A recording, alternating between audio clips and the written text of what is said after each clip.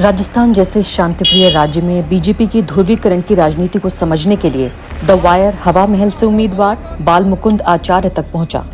जयपुर में बीजेपी ने साफ तौर पर सांप्रदायिक कार्ड खेलते हुए हवा महल से महंत बाल मुकुंद आचार्य को टिकट दिया, जो हाल ही में अपने मुस्लिम विरोधी बयानों के लिए चर्चा में आए। बाल मुकुंद यूं तो हिंदू मंदिरों को बचाने का दावा कर रहे हैं, लेकिन उसकी आड़ में सीधा निशाना जयपुर के पुराने शहर की मुस्लिम आबादी है। बाल मुकुंद दशकों से वहां बसे मुसलमानों को बाहरी, जिहादी और यहां तक के आतंकवादी कहते पाए गए हैं। बाल मुकुंद से जब मैंने बयानों की जवाबदेही मांगी तो उनके समर्थकों ने इंटरव्यू को बीच में ही रोक दिया। उनके समर्थक धार्मिक और राष्ट्रवादी नारे लगाने लगे और हमें इंटरव्यू को बीच में रोकना पड़ा। आपके सांसद ने कहा कि ये भारत पाकिस्तान की लड़ाई हो रही है, आप सहमत हैं इस बात से? अमेठी के सांसद ने कहा कि भारत पाकिस्तान की लड़ाई हो रही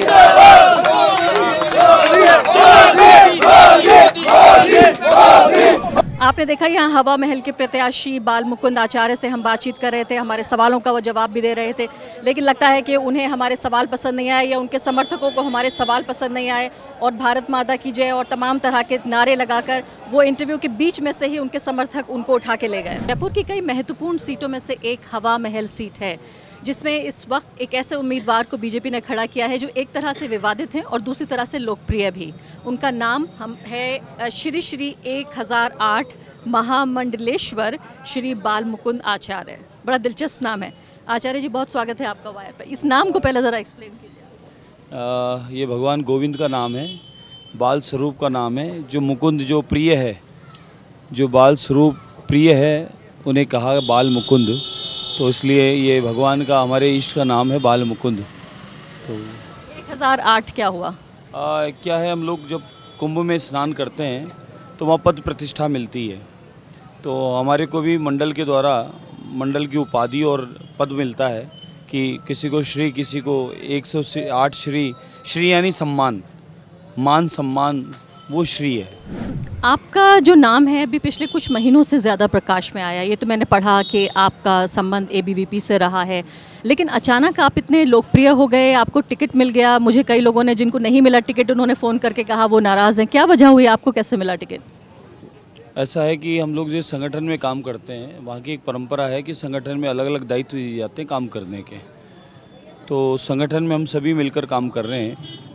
तो संगठन में काम करते हुए मुझे भारतीय जनता पार्टी विचारधारा से जुड़े हैं, तो उन्होंने मुझे हवा महल क्षेत्र की सेवा का अवसर दिया है। हवा महल मेरा जन्म स्थान रहा है, मैं हवा महल का निवासी हूँ, इसलिए मुझे हवा महल में एक सेवा का अवसर दिया है।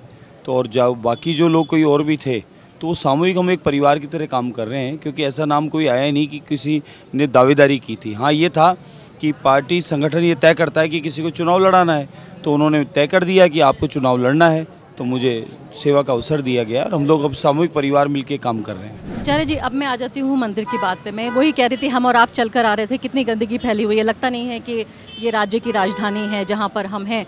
आपको काम तो काफ़ी करना पड़ेगा अगर आप चुने जाते हैं, लेकिन ऐसा क्यों लगता है कि आचार्य जी ने गंदगी को मुद्दा ना बनाकर, बेरोज़गारी को मुद्दा ना बनाकर, इलाके में पानी की भारी कमी है, इसको मुद्दा ना बनाकर सिर्फ मंदिर पर राजनीति करके आप ध्रुवीकरण करना चाहते हैं? बिल्कुल गलत बोल रही हैं आप। हमारा मुद्दा विकास भी है, लेकिन आप इसको अन्यथा क्यों ले रहे हैं? हमारी प्राचीन स्थानों को बचाना क्या पाप है क्या? मैं नए बनाने की बात कहाँ कह रहा हूँ। बिल्कुल ठीक है, लेकिन मैं कह रही हूँ कि प्राचीन, आप एक धर्मगुरु हैं। आपको क्यों तोड़ा जा रहा है? किसके पीछे क्या कारण है? कौन लोग ऐसी गतिविधियां कर रहे हैं? इसको जानने में क्या आपत्ति है? जानना चाहिए, सरकार को जांच करानी चाहिए। आप खूब मुद्दा उठाइए, वो आपका अधिकार है, लेकिन मैं कह रही हूँ आप एक धर्मगुरु हैं। एक धर्मगुरु होने की हैसियत से आप ऐसा कर सकते थे। राजनीति में आके जब धर्म और राजनीति का मेल होता है तो जो धर्म है वो भी भ्रष्ट होता है और जो राजनीति है वो भी भ्रष्ट होती है। राजनीति बिल्कुल स्वस्थ होती है, क्योंकि राजनीति में धर्म जाता है लेकिन धर्म में राजनीति नहीं जाती है। इसलिए राजनीति को स्वस्थ करने के लिए, स्वच्छ करने के लिए हमें आने की आवश्यकता है।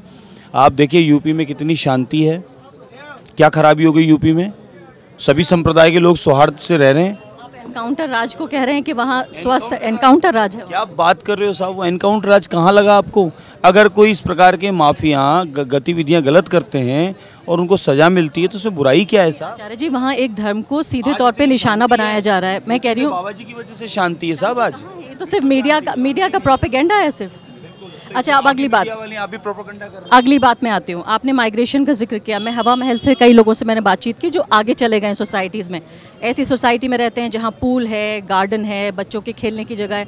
उनका कहना है कि हवा महल अब ऐसी जगह बची ही नहीं है जहाँ पर रहा जाए। हाँ, ये यहाँ के राजनेताओं ने 5 साल में हवा महल की दुर्दशा कर दी। गहलोत सरकार ने तुष्टिकरण की राजनीति कर दी और इस प्रकार का माहौल बना दिया कि अब हमारा वहाँ रहना मुश्किल कर दिया।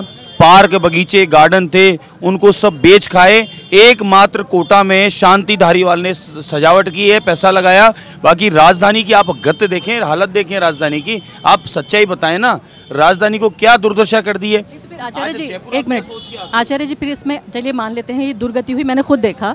मैं कह रही हूँ तो इसमें हिंदू मुस्लिम की बात कहाँ से आ गई? हिंदू मुस्लिम कहाँ बोले हम तो बोले कहा कि हिंदू वहाँ से पलायन कर रहे हैं। हिंदू पलायन कर रहा है, इसमें बोला गलत क्या बोला मैंने? मैं कह रही हूँ रहने की जगह नहीं बची है इसलिए वो जा रहे हैं। नहीं, नहीं, उन कोठियों में, उन बंगलों में ताले लगे हैं। आप हमारे साथ चल के देखो, गार्डन भी है वहाँ। खराब जगह हो गई रहने की, जो भी निकल पाएगा वो निकलेगा वहाँ से।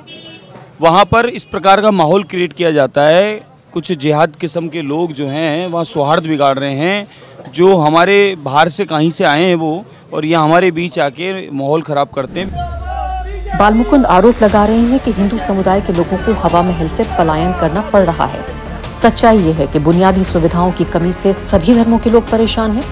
हिंदू समुदाय के वो लोग जिनके आर्थिक हालात कुछ बेहतर हो रहे हैं, वो अपना आशियाना बाहर ढूंढ रहे हैं, लेकिन मुस्लिम समाज के लोगों को बाहर घर मिलने में भारी दिक्कत का सामना करना पड़ता है और वो पुराने शहर में रहने के लिए मजबूर है।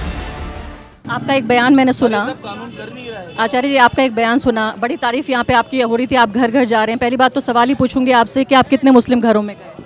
मुस्लिम घरों में जा रहे हैं, अभी सारी मुस्लिम कॉलोनी में से निकल के आए हम। रिस्पॉन्स कैसा मिलता है आपको? बिल्कुल अच्छा रेस्पॉन्स मिल रहा है। आपको बहुत आश्चर्य होगा, मुस्लिम माताएं बहनें कह रही है कि मोदी जी पे हमें इसलिए विश्वास है कि 3 तलाक का जो मामला है वो हमारे लिए सबसे अच्छा काम कर दिया। ये तो बहन बेटियों के साथ में बहुत गलत हो रहा था। माताएं खुश है। और जो राशन मिल रहा है यहाँ जो राशन मिल रहा है, आप जाके चेक कर लो कौन सी योजना का है। वो राशन मिल रहा है जो मोदी जी के द्वारा मिल रहा है, इस सरकार का नहीं मिल रहा है। इस सरकार की तरफ से राशन भी नहीं है। और वहाँ देखें मुस्लिम भाई बहन लाइन में जो हैं, उनसे जाके पूछ लो, वो मोदी योजना का राशन मिल रहा है। राशन बड़ी खुशी की बात है। लेकिन फिर आपका एक बयान, तो सिर्फ राजनीति करते लड़ाने की, अच्छी बात है, लेकिन मैं कह रही हूँ आपका बयान सुना, आपने कहा कि ये सारे जो मुसलमान हैं इनमें से आतंकवादी नजर आते हैं। ये पाकिस्तान में देखिए इन्होंने कितनी बुरी हालत कर दी। जब आप अपनी कंस्टिट्यूएंसी जो आपका विधानसभा क्षेत्र है उसमें धर्म के आधार पर लोगों के साथ भेद करेंगे तो सबका साथ सबका विकास कैसे होगा? हम लोग मोदी जी की उस बात पर हैं कि सबका साथ और सबका विश्वास जीत के सबका विकास करना है। उसमें जात पात धर्म है नहीं। एक दूसरा, हम लोग संविधान की जब शपथ लेते हैं तो संविधान की शपथ लेने के पश्चात हमारे लिए सब समान होते हैं। तीसरी बात, आपने कहीं भी किसी व्यक्ति विशेष के लिए नहीं सुना होगा मेरे मुख से मैंने कहा जिहाद किस्म के, यानी जो लोग इस प्रकार की हरकत करके माहौल बिगाड़ रहे हैं। हम लोग पहले से पुराने यहाँ रहते आ रहे हैं, कहीं आपत्ति नहीं थी। ये लोग कहाँ से आए हैं, कौन लोग हैं ये जो इस प्रकार का यहाँ काम कर रहे हैं? हम लोगों को आपस में इस प्रकार का। लेकिन आचार्य जी आप भी जानते हैं जब जिहादी शब्द का इस्तेमाल होता है तो ज़्यादातर मुस्लिम समुदाय के लिए बात की जाती है। जिहाद में मुस्लिम शब्द आता है तो जिहाद में मुस्लिमों को तो नहीं टारगेट किया। लेकिन आपने जिस तरह से कहा, मैंने वो बयान मुझे याद है, मैं अपने दर्शकों को दिखाऊंगी भी वो बयान। मैं उसी पे आपसे जवाबदेही मान रही हूँ कि आप ऐसे इलाके से चुनाव लड़ें जहाँ 1 लाख से ज़्यादा मतदाता मुस्लिम है। अगर आप कल को चुन के आते हैं तो आप उनके भी विधायक होंगे। तो ऐसे में धर्म के आधार पर भेद क्यों? धर्म के आधार पे नहीं, उस समय संविधान के आधार पे काम होगा। मेरे धर्म को, मेरे सनातन को बचाने के लिए अगर मैं बात कहूँ उससे बुराई क्या है? बुराई नहीं है, बिल्कुल बुराई। लोग अपने धर्म को बचाने के लिए, संविधान, उनके अपने अध्यात्म को बचाने के लिए वो लोग काम करते, तो उसमें मुझे आपत्ति क्या है? अब आखिरी सवाल, अगर आप चुन के आते हैं तो यहाँ हवा महल की जनता ये कार्यक्रम देख रही है, आप बिना धर्म को देखे हुए सबके साथ बराबर का सुलूक करेंगे? मैं बार बार कह रहा हूँ, मोदी जी का वो बात हमें स्मरण में है, भाजपा के कार्यकर्ता हैं अभी, और हमें स्मरण में है सबका साथ और सबका विश्वास जीतना है, सबका विकास हमें करना है। जब जिस समय पाइपलाइन डलती है तो क्या धुबात की जाती है, इधर जाए उधर जाए। ये कुछ लोग ऐसा कर गए तब तो माहौल ख़राब हुआ। आप तो सबसे बड़ी बात है कि विकास की बात करो, आप परकोटे में घुस जाओ और निकल के बताओ कितने घंटे लगते हैं, इसको विकास कहते हैं? बीजेपी ने इस बार भी एक भी मुस्लिम उम्मीदवार को टिकट नहीं दिया है। गहलोत सरकार की सामाजिक स्कीमें जैसे गैस सिलेंडर के दामों में कमी करना, मोबाइल और लैपटॉप देना, बीमा योजना जैसी स्वास्थ्य स्कीमें आम जनता के बीच काफी लोकप्रिय हुई हैं। बीजेपी इस बात को समझ रही है कि कांग्रेस को समर्थन मिल रहा है। इसका मुकाबला करने के लिए बीजेपी ने बाल मुकुंद और बालकनाथ जैसे भगवाधारियों को मैदान में छोड़ा है ताकि चुनाव का सांप्रदायिकरण किया जा सके। अलवर के पूर्व सांसद बालकनाथ को तो राजस्थान का योगी कहा जाने लगा है। उन्होंने हाल ही में काफी विवादित बयान दिए, जैसे राजस्थान का चुनाव भारत पाक का मैच है। खुद प्रधानमंत्री नरेंद्र मोदी और अमित शाह कन्हैयालाल का मुद्दा उठाकर राजस्थान की जनता को हिंदू मुस्लिम में बांटकर चुनाव जीतने की चाह रखते हैं। यूपी में बाबा जी ने कंट्रोल किया, सारे भाग के यहाँ आ गए, बांग्लादेशी सारे यहाँ आ गए। उन लोगों ने इस प्रकार का माहौल बिगाड़ दिया कि यहाँ के जो रहने वाले थे वो भी उनके चक्कर में बदनाम हो रहे हैं। आप फर्क कर पाते हैं कौन सा बाहरी है, कौन अंदर का व्यक्ति? इसकी जांच कराएंगे, इसकी जांच कराएंगे।